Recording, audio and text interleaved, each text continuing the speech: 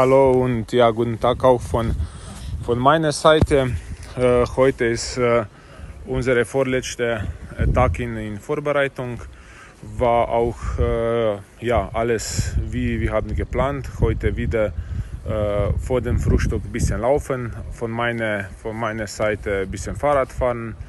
Dann ja, nach dem Frühstück wir waren in Halle, ein bisschen Stabi gemacht und später mit Torleuten, mit Carsten ein bisschen Torwarttraining.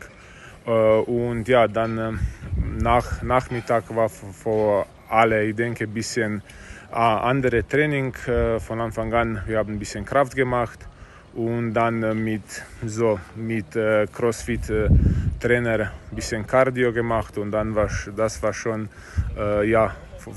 auf jeden Fall Spaß, aber auch harte Trainings. Und ja, jetzt wir sind nach dem Abendessen auch ein bisschen Mobilisation gemacht und so. Jetzt für heute ist das alles und hier können Sie auch sehen, was wir haben heute gemacht. Tschüss!